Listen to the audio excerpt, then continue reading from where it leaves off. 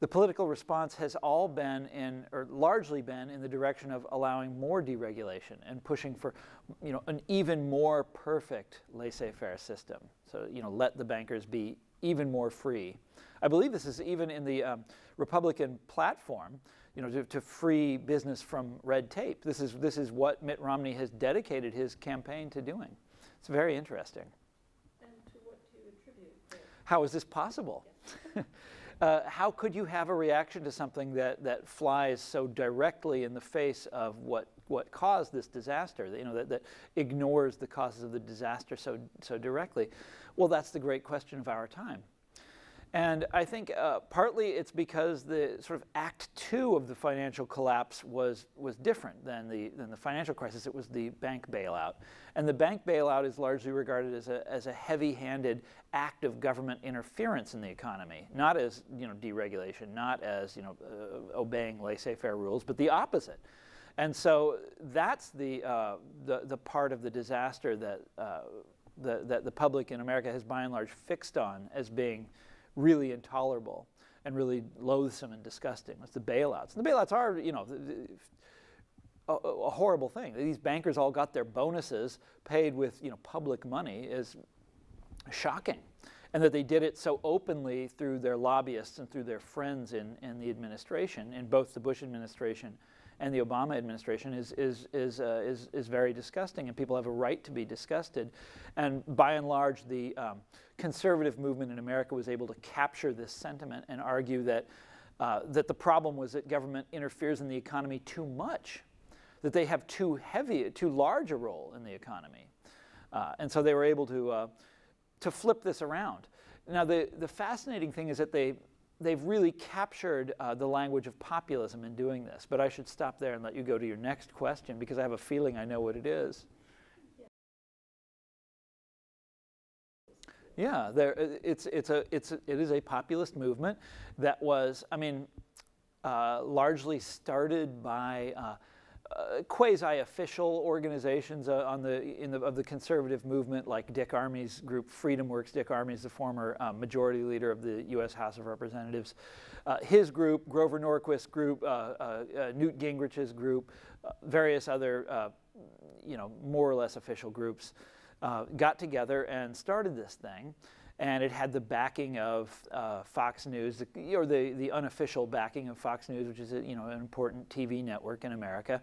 And so when it started, it had all the trappings of being what we call a astroturf group, a fake grassroots. So fake grass like astroturf, right?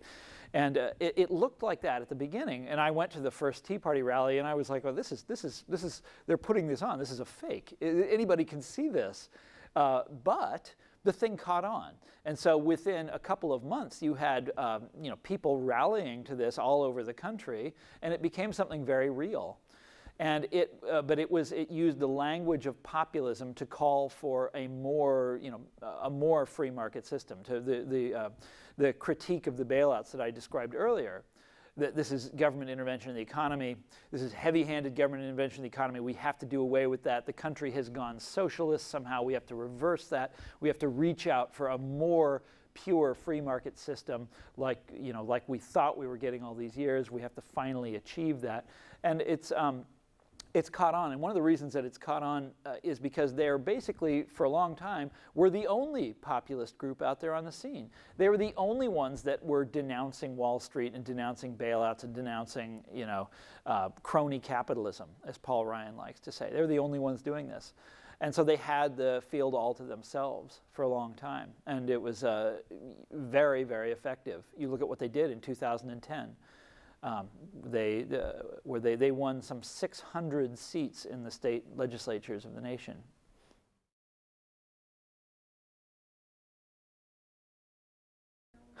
I think, well, we don't really know. I think largely because it's something that's mythical, that we know America is supposed to be a free market country. I mean, everybody knows that. That's what you learned in elementary school. But we don't really know what that means. And, because obviously pure free market system is impossible to achieve. Government is obviously the the referee in the economic game, if you will. So government has to be involved in all sorts of ways. And in fact, there has never been a period in American history where government was not involved in the economy. So we don't really know what it means. But when you see something like the bailouts, which are such an outrage, people reach for a language and an ideology that they can criticize this from.